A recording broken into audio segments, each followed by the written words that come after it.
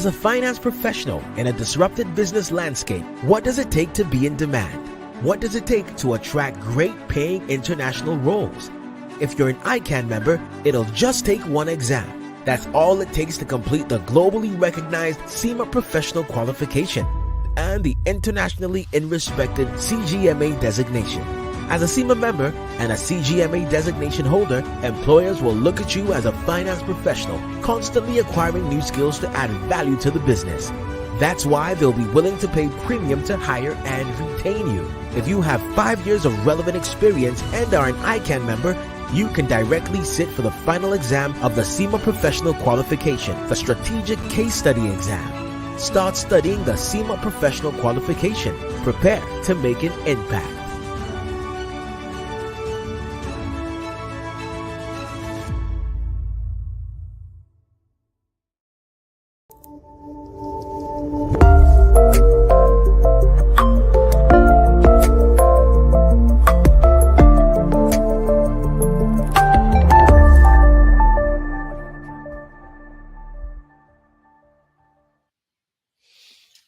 Good evening, our professional colleagues, friends and students of ICAN. You are welcome once again to ICAN on Air. And today, 20th of July, 2023, it's another interesting episode we are going to be having today, as we have a contemporary topic that we're going to be discussing. And it is my pleasure once again to welcome you to this episode, a great episode, and to this platform, ICAN on Air, powered by our Noble Institute, the Institute of Chartered Accountants of Nigeria.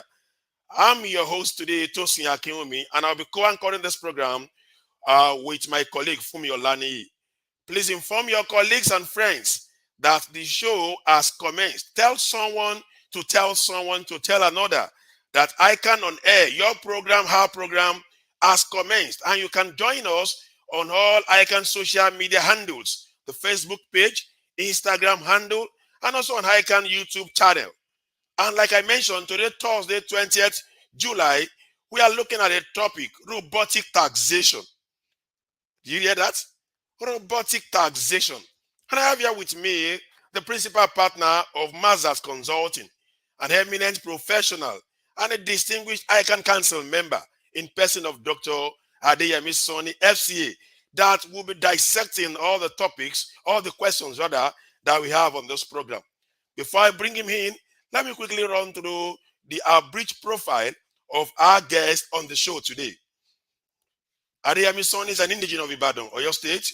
He was an OND accountant from the Polytechnic Ibadan, HND accountant from Yaba College of Technology, bachelor's degree in finance, first class honors, wow, from University of Finance, Geneva, Switzerland, master's degree in accounting, and a PhD accounting with emphasis on tax and fiscal policy from Babcock University in Lyon. He is a fellow of the Institute of Chartered Accountants of Nigeria, ICAN, CITN, CIPA Ghana, and IMC UK. He holds an advanced diploma in management accounting from CIMA UK, a certificate in transfer pricing from the Chartered Institute of Taxation, CIOT UK, an advanced professional certificate in transfer pricing from International Bureau for Fiscal Development. Yemi Sanni is an alumnus of executive education in Harvard Business School, USA. Business school is Fontainebleau, France, and Money, Turkey. He has worked in UBA, Zenith Bank, FCMB before founding an indigenous accounting firm by name Yemi Sanni & Co. Chartered Accountants, and also a renowned tax consulting firm, Mazars Consulting, of which he is the principal partner to date. Yemi Sanni, our guest on the show today, is currently a member of the Governing Council of Institute of Chartered Accountants of Nigeria, ICAN, Chartered Institute of Taxation of Nigeria, CITN, and also Association of Professional Bodies of Nigeria, APBN. Ladies and gentlemen and professional colleagues, and that is our brief profile of our guest on the show today. And like I did mention, or like we usually mention on this show, this program affords all professionals and members the opportunity to showcase your goods and services at affordable rates. The reach of this program is global, and we assure you always that you will not regret your patronage with this program. So Sit back and relax, and we'll be right back with my guest after this time out. Stay tuned. Tax romance, pay your tax online. That is the easiest way, to pay your tax. Companies income tax, value added tax, tertiary education tax, pay with tax romance. For returns when due, pay your tax correctly and get your e-tax clearance. Pay your tax online. My better people for Obodo Nigeria, I don't bring better information come give una. To pay your tax now, it don't dey easy like ABCD. With this new Ogbonge platform where the Federal Inland Revenue Service (FIRS) don't bring come, then they call them tax promax. With this one, now for your house or office, you go just dey pay your tax. And if you want pay your tax, make you log into www.taxpromax.firs.gov.ng. This message now the Federal Inland Revenue Service (FIRS) they bring am for now. Pay your tax online.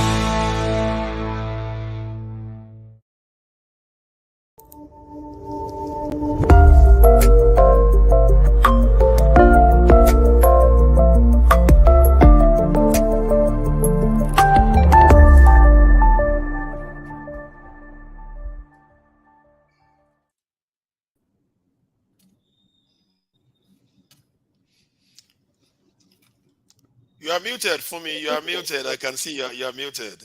Okay, thank you so much, Tosi. Good evening again, ladies and gentlemen, and it's good to be here with everyone. Thank you, Tosi, for that very succinct introduction of our very good guest today. Our guest is bringing something different to the table. Dr. Yemi Sanni, we say good evening to you.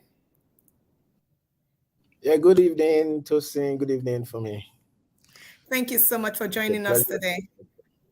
Yeah, my pleasure. All right. So, I mean, a lot of people have looked at the topic and they're marveled at what the dynamics is with taxation and even with the changing world. So I would say that the only thing that is constant in mortal life is a change. And, you know, to become relevant, you must be able to change with the trend. And there are changes that have come and we must align with it. That is why we have this topic coming up today. It's a rare privilege to have you today, and we have our global audience here. We want them to experience what you have experienced in terms of your knowledge and your skills. So to kick off, I'd like to ask you what robotic is about and what is it bringing or what is it adding to the general body of knowledge?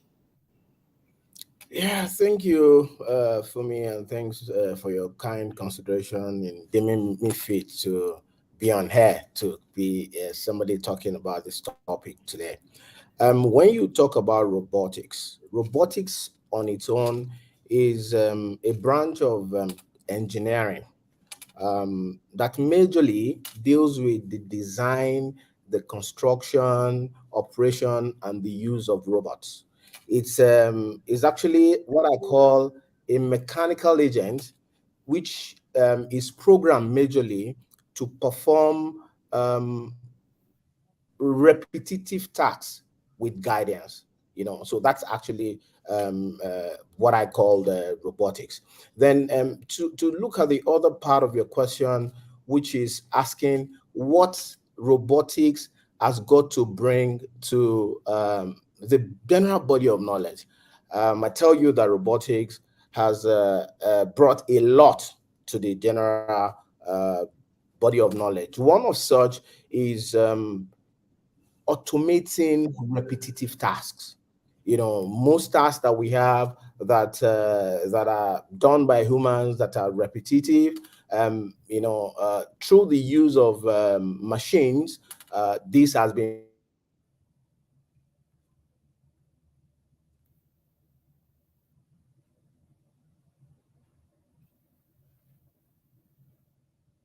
made possible.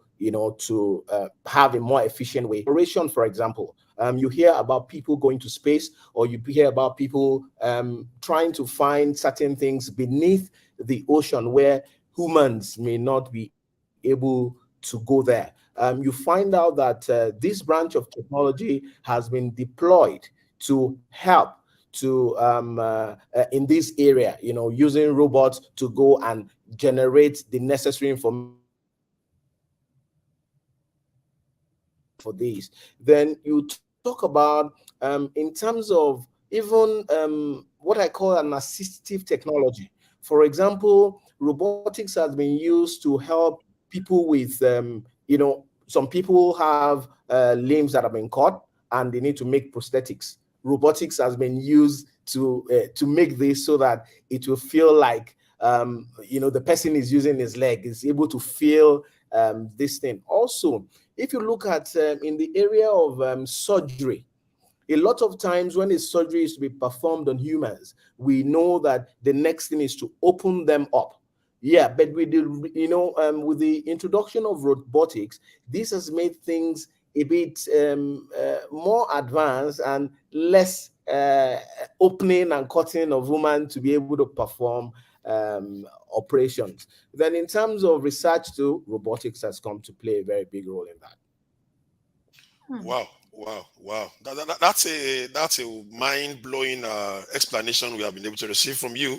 I would say, but still a follow up question on that question, because I can confess Okay. to you that when many people got this flyer, they are like robotic taxation. This is new.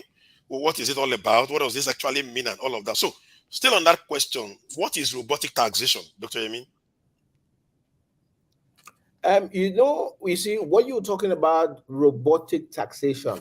What you're saying majorly, because we should not mistake tax automation to robotic taxation. It's more of robot tax. Now, what is a robot tax?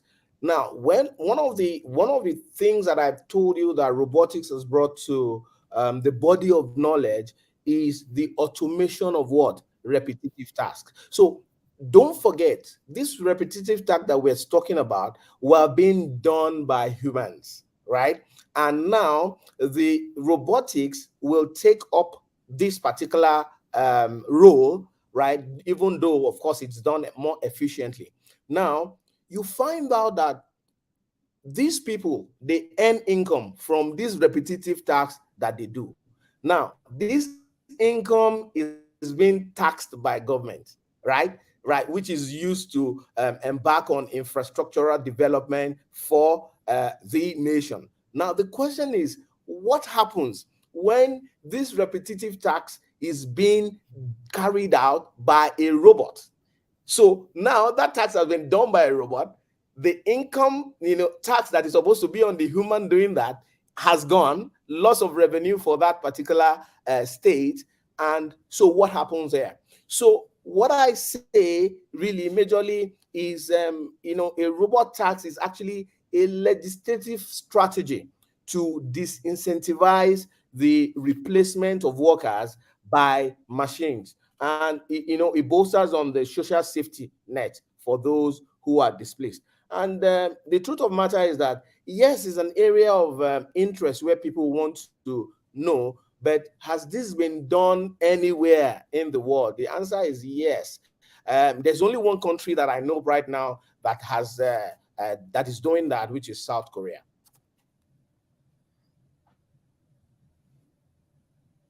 Okay, wow, wow, wow. I want to believe our student members are here taking notes regarding all about robotic taxation, because that definition in particular actually speaks to what robotic taxation is all about. Thank you very much for that explicit explanation.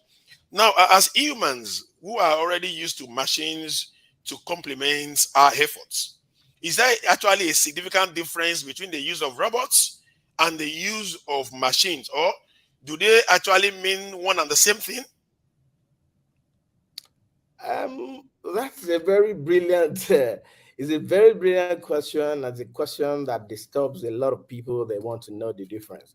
The truth of the matter is that robots and machines, they actually share similarities. However, there are significant differences between the two. And I'm going to try to explain it in a very simplistic form in which I can explain it. Um, Machines are designed to perform specific task or function. For example, maybe I should have gone to see the barber right now, but I've not. What would they have used? They will have used a clipper, right? And that clipper is performing, barbing my hair, right? That, I say, is a machine, right? Now, a robot, when you talk about robot is a specific type of machine that actually has the ability to perform tasks autonomously, right? And with minimal human intervention. So they build it in such a way that they can program what they want the machine to perform. So rather than the clipper that I need to use to barb my hair, a robot actually carries out that process of barbing my hair. So that's just what I say. The difference, major in highlight of the difference. Now, when you now talk about machine and robots, right? Like I told you, you can program robots, but you can't program machines, to perform what humans will do. Then, in terms of autonomy, robots actually are designed to operate autonomously. And there was a viral video I saw sometimes ago, recently, wherein there was a robot that was performing a task in one of the branches of one of the big banks in Nigeria, right? So, and this was something hitherto that people will have had to queue. So, and these are tasks that are maybe, I want to check my account balance, I want to do this, those repetitive tasks, you see. So that is whatever. Then in terms of adaptability, then you can get robot to adapt to different situations and different environments. Now, the machine that I used to barb my hair might not be okay for me to shave. It might not be okay for me to cut the hair. You understand what I'm saying? So it doesn't have that adaptability, but in terms of robots, they have that adaptability. Then again, robots can actually interact. When you talk about interaction, they interact with human beings, and also they interact with the environment, where they have been built to operate, whether be it in a complex manner or in a simple manner, whereas machines cannot do that. Wow. So they entirely cannot take our role as humans. Well, thank you so much for putting that out. And it shows that we are still very relevant in the scheme of things. So I want to appreciate our audience. I see Sadiq Ozigi, I see Taufik, I see Fagbola, and a couple of other students and professional colleagues colleagues that have joined. Much get your questions ready for Dr. Yemi Sanni is discussing robotic taxation today. So, Dr. Yemi, they say everything that is good also has its own bad side. I mean, we've heard a lot about the good side of robotics, and can you run our audience through some of the benefits that you have experienced with robotics in business? And at the same time, what would you envisage as the disadvantages of this robotics in the same business and in the same world? Okay, in businesses, robotics, um, one of the things that I'll say it has bring on board is in terms of doing things, there has been enhanced precision and accuracy, right? When humans are involved in a task, there are rooms for a whole lot of human errors, what we call human errors. But because for robotics, this task has been programmed, right? So when it is being done by robots, then you have less error, except if at the design stage, what was programmed in was wrong. So more like what we have, garbage in, garbage out. Then when you talk about efficiency, now a human can be on a task after 4 hours, you're tired, right? And the in 4 hours, might not be able to even get the best out of that task that you're doing. With robotics right now, there is enhanced efficiency also, and there is the productivity gets better with robotic. This is one of the advantages. Then when you talk about safety, earlier on I was telling you we want to go to space. We saw what happened to Ocean 24, what that exploration thing that they went to, what they wanted to see Titanic, right? And they went and the thing exploded down there. One of the things that robotics does for us is a situation where we want to have a glimpse of that Titanic, and we want to have the experience as if we are there. Rather than humans being in that submarine, robots can be in that submarine and be relaying what they are saying to us live, and we will feel through AI, like they can have virtual reality, or using artificial intelligence. So you find yourself in that place, right? So what does this do? It improves safety of humans. Then again, in terms of cost saving, initially the cost of building or making the robots is high, but in the long run, there's a huge cost saving for business in that regard. Then the output becomes better, and also flexibility and adaptability, we have better ways. Then in terms of the disadvantages that you are talking about, one of the things as a business person, or you have to contend with, is that building robots, or the process, and the process could be complex in terms of the technology that is involved. Don't forget that robots combines different fields. You have engineering, medicine, different areas, computer science, that come together to make this. So the technological complexity is one of the things that we need to contend with. Also, robotics. Yeah, a lot of people, the fear that people have is that, oh yeah, people will get to lose their jobs. Yes, people will lose jobs, but trust me, the people that will lose jobs are people that are doing repetitive and mundane tasks, right? So of course there could be job displacement. That's one of the disadvantages, and that. Then don't forget, robot is a form of machine. It's just like when you have your car, right? Even though you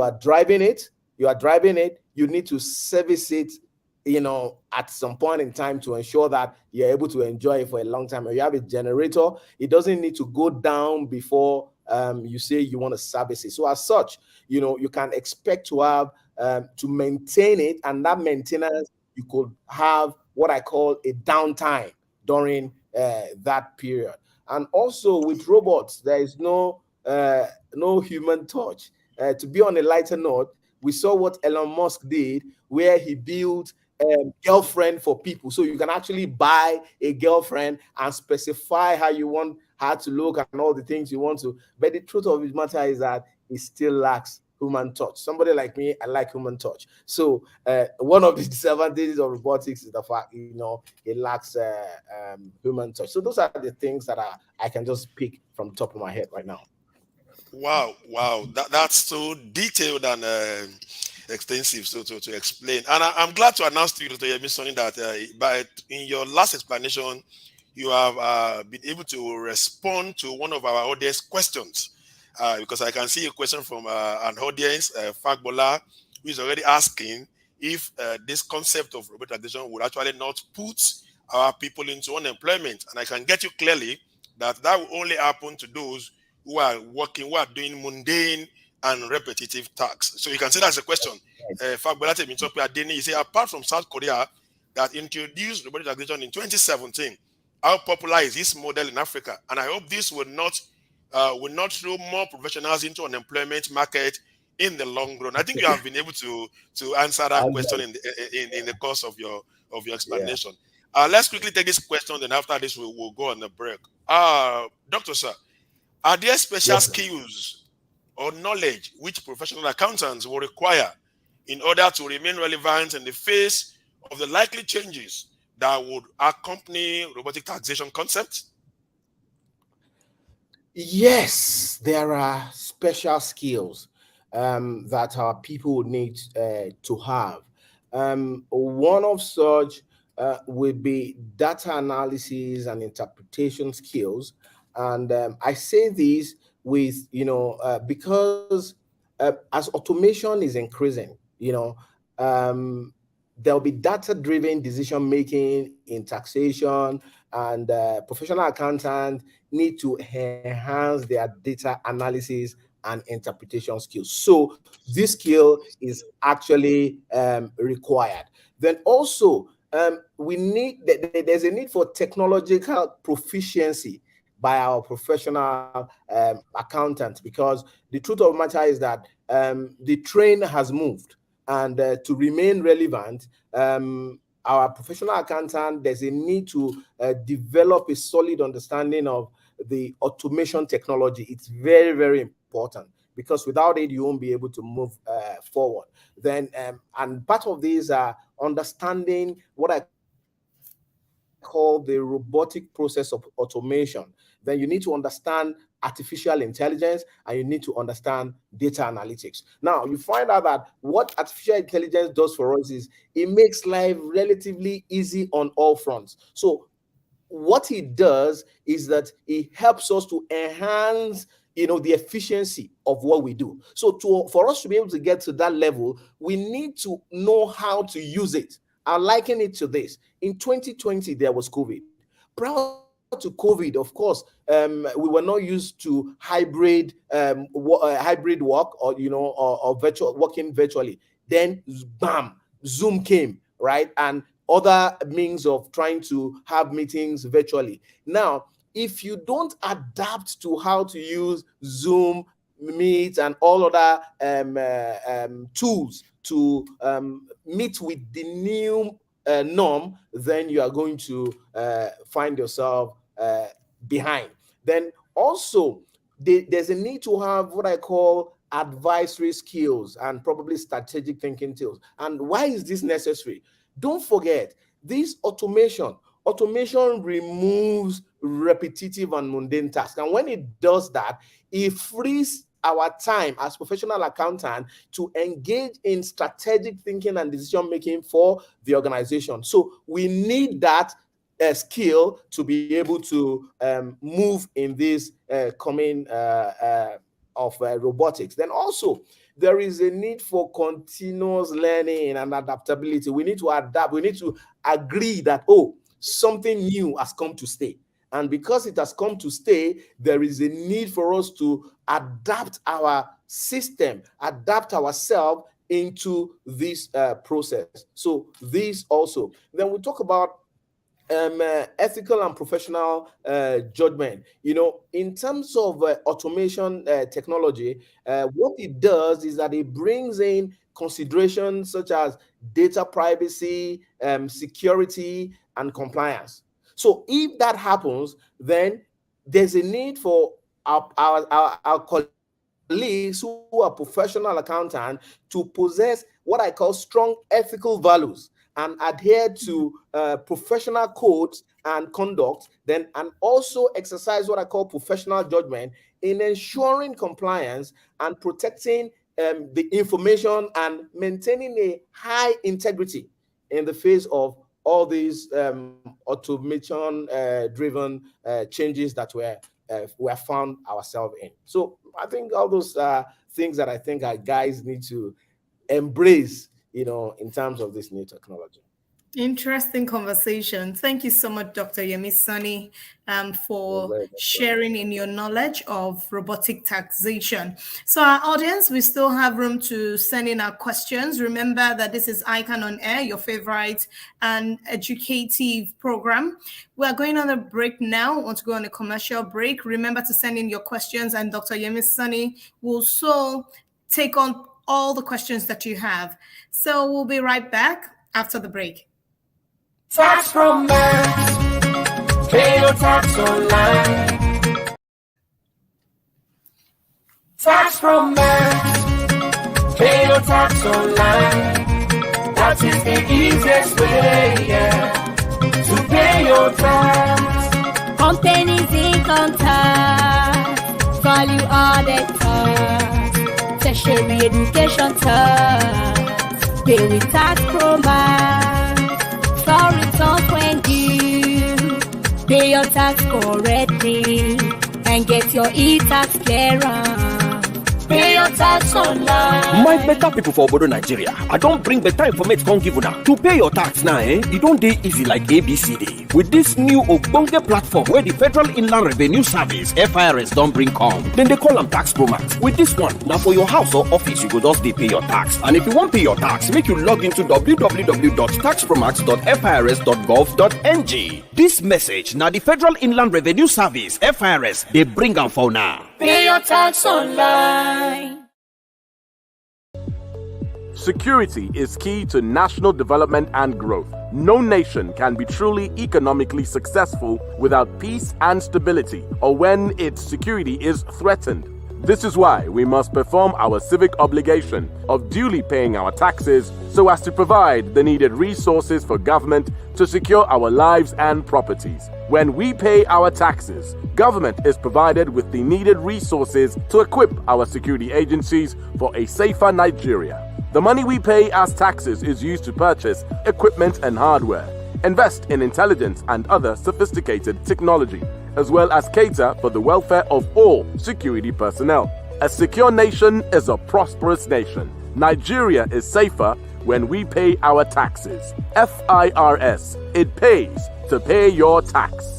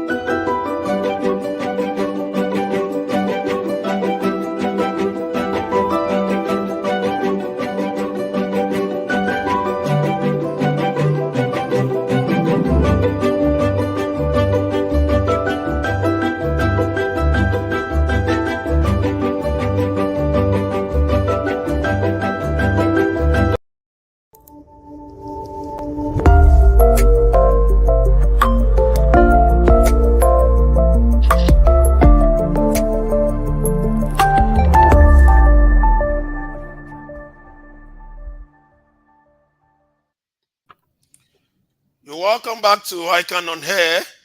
And if you are just joining us, we have in-house the principal partner of Mazars Consulting, our own person, also a council member of our beloved institute.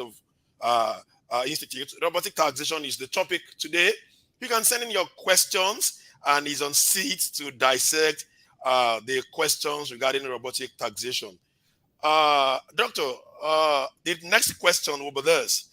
As a Nigerian and with your knowledge of the average literacy level of Nigerians and the current energy costs, how practical or feasible is the application of robotic taxation in Nigeria? That's an interesting that's an interesting question. Um, the feasibility and the practicability of implementing robotic taxation in Nigeria will actually depend on a number of factors. And these factors are, I'll say, one, we'll talk about the technological infrastructure that we have in Nigeria. And next, we'll be looking at the energy cost. And again, I think we should be looking at the average literacy level because for it to be implemented, we need to look at that. So when you talk about the literacy level, we know that the literacy level in Nigeria has been gradually improving over the years. Of course, it used to be very, very, very, very low.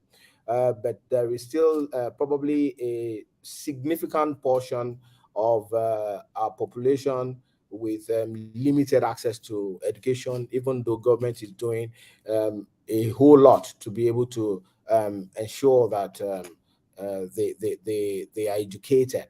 Then when you talk about implementing robotic translation in Nigeria, it will actually require a workforce with sufficient technological literacy and skills to operate and manage the automated systems effectively. Because the truth of the matter is that robotics is not for illiterates. And when we talk about technological infrastructure, here we thank God that there's a lot of improvement with the telecoms industry, the internet, and all that. I can imagine how bad it was years back. So, because for you to implement robotics, there's a need for a reliable internet connectivity, and there must be robust IT systems. So, for that to happen, we know that Nigeria has been making strides in improving its technological infrastructure, and but I tell you, there may still be challenges in certain regions, or what I call the remote areas. These are places that even the central bank is having problem ensuring there's financial inclusion. Then, in terms of energy costs, of course, everybody in Nigeria knows that, right?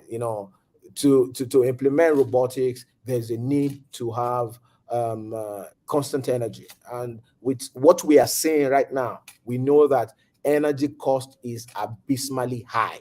So for them to be able to do that, government needs to do a lot to ensure that they're able to arrest the high energy costs so that it's going to help in this regard.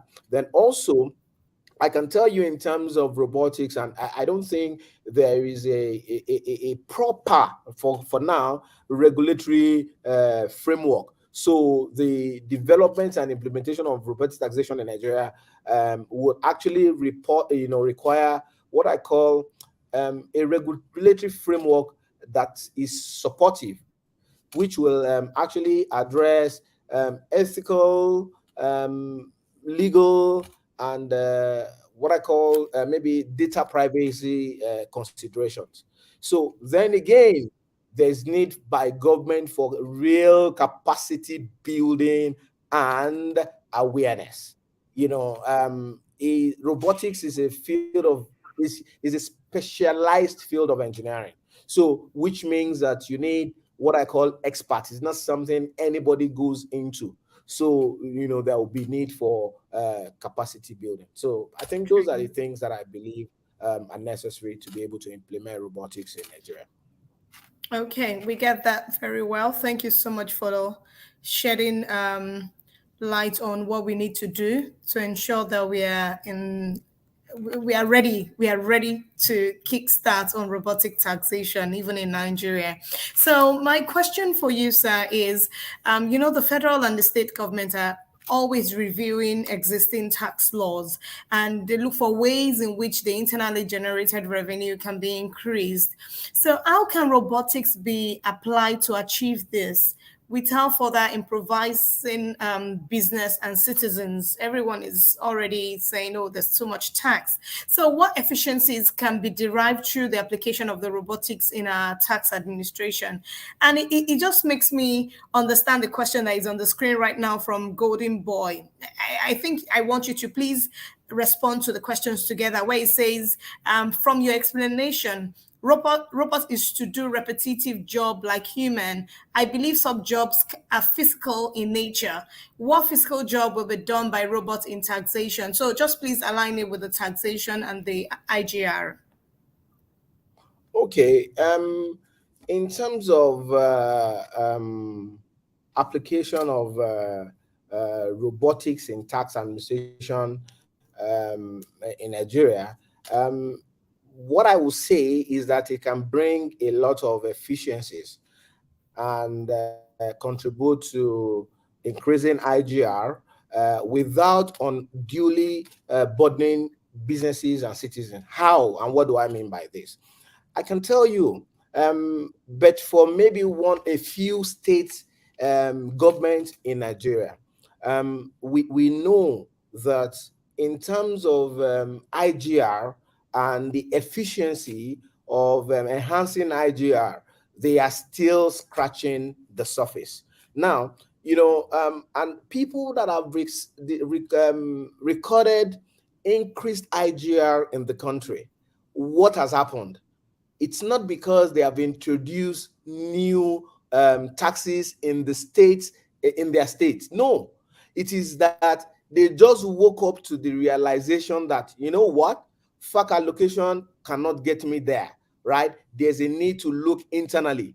And internally, the Constitution has spelled out the kind of taxes that can be levied by state government. So they can't go outside what the Constitution has done. So, but what actually have they done to enhance or to increase their IGR? So they put in processes. They put in processes in place that has, enhanced the tax process, right? This is something that personally I have handled for a few state governments in Nigeria. What we have done is like, in terms of automated data collection and processing, you deploy technology to do that. Then in terms of, you talk about tax filing and compliance.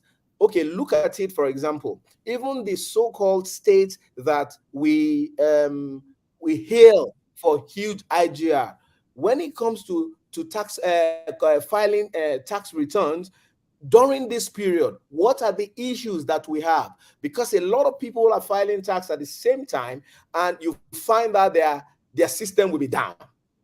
And when the system is down, you see people queuing in their various offices because they want to meet up with the deadline, right? And in meeting up with the deadline, and because the state's internal revenue service do not even have the capability to cope to ensure that, that deadline stays and be able to take in all those things, what do? They end up extending the deadline for submission. So this has been a trend that we have seen over the years. But what can happen?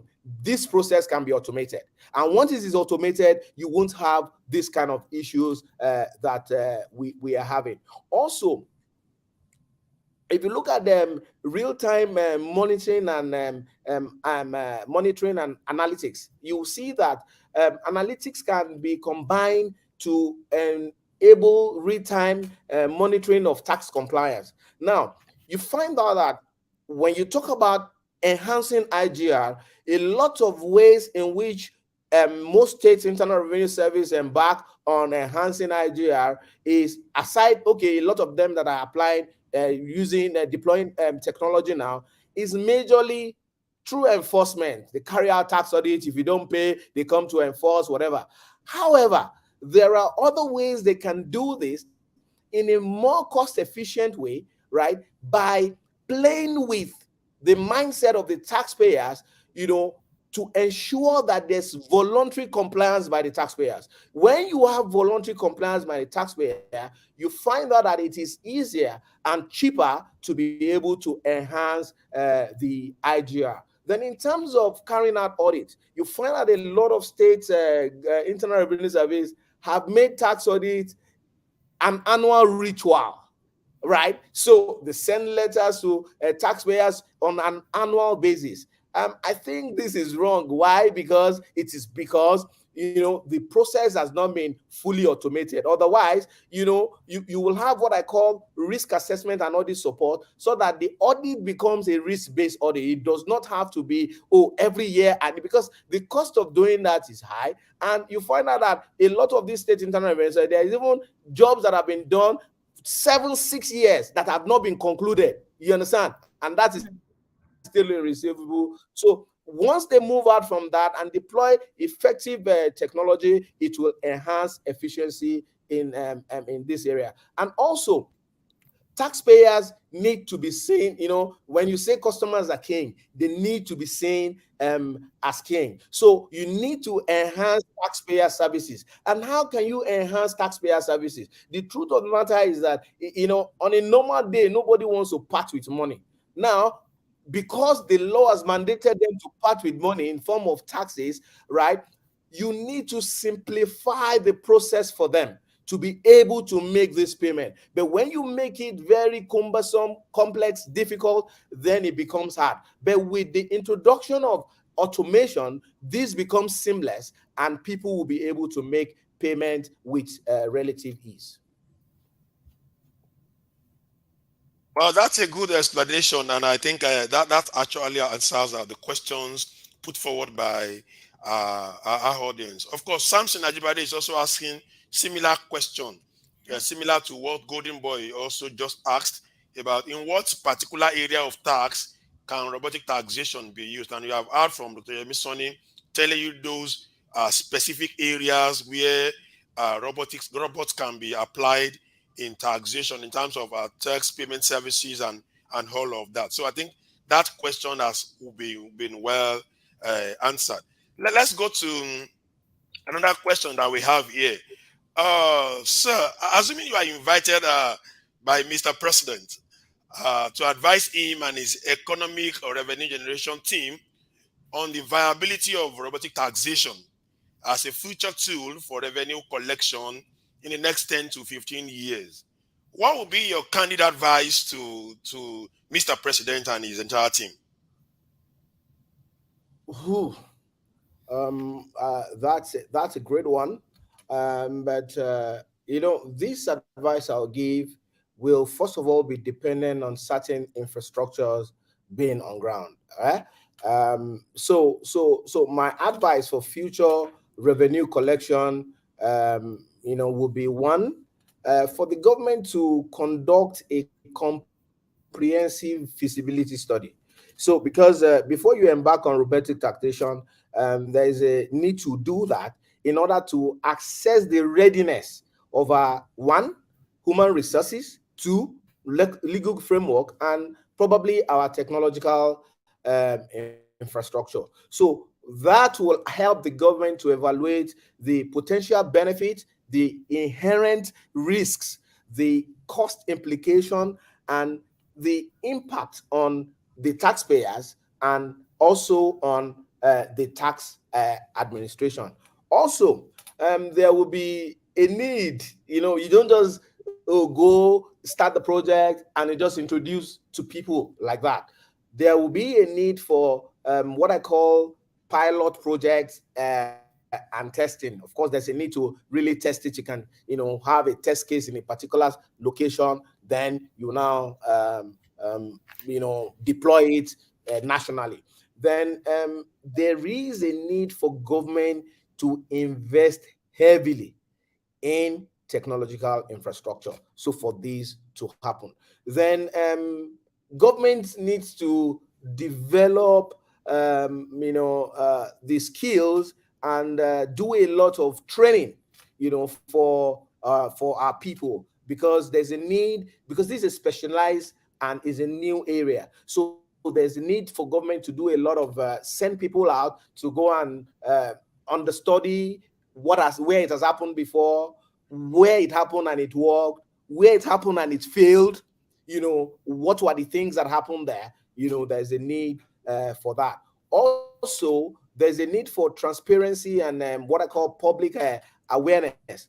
When government wants to embark on this, government needs to be transparent. They need to carry people along, let them know that, okay, we want to do this. And so the public is expecting, they're anticipating it, so that when it happens, it's not that, it just came on board. And when they want to do such a thing, it's not something you just introduce at once. It has to be something that they have to implement gradually.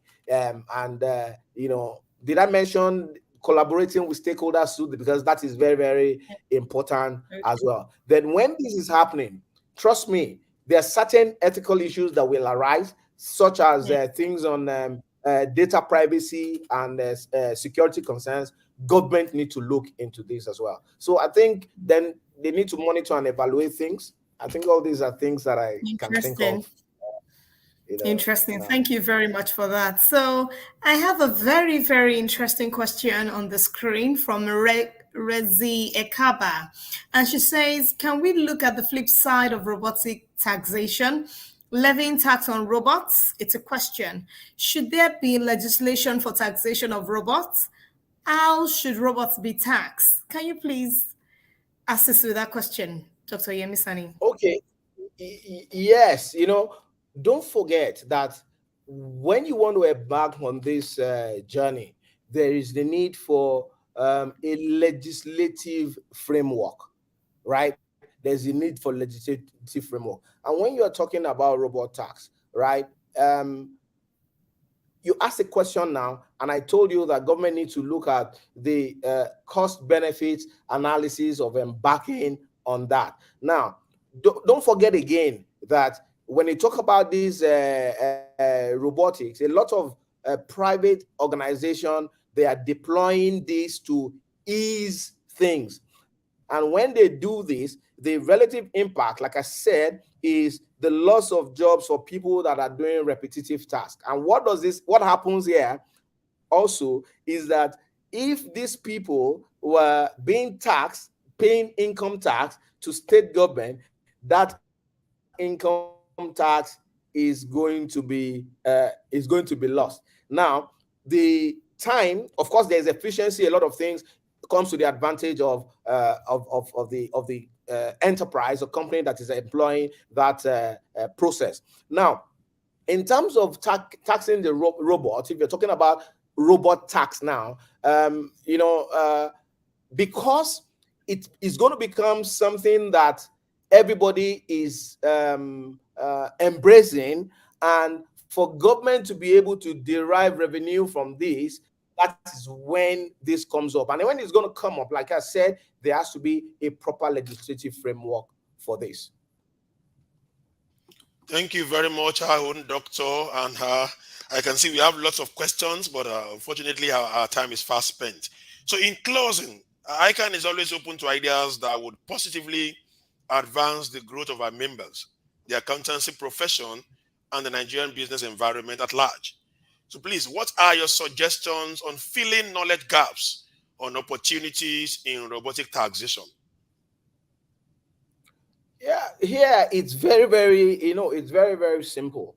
Like I told you, a lot of people, especially in our space, when we're talking about accountants, there's a difference between an accountant and a professional accountant, because anybody can call themselves an accountant if they are performing any account analysis and whatever. But we talk about professional accountant is somebody who has sworn to a code of professional conduct and ethics, right? And they have gone through a process, tested process and have been awarded certification by a body such as ICAN. Now, in terms of skill necessary, of course, they need to. Don't forget that this robotics, what it does is it aids automation. Now, in aiding automation, there's a need to know how to deploy this to enhance what we are doing. So our people need to be, develop themselves in terms of technological innovations that are coming up. For example, now we know that there's artificial intelligence aids in doing certain things. So you need to keep yourself abreast at all times, training and retraining, upskilling and reskilling at all times, and we will remain relevant in this space. Exactly. Training and retraining at all times, and you will remain relevant in this space. And that's the closing shot from our guest for today, Dr. Yemi Sanni FCA, the principal partner of Mazars Consulting. Dr. Yemi Sanni, you have been wonderful on the show today. And on behalf of the entire team, we want to say thank you so much for coming on the show today, sir. You're very much welcome. And it's Thank my you, pleasure sir. to really be on your program today. Thank you. Thank you, sir. Do have a lovely evening. And you too. Bye-bye. Bye.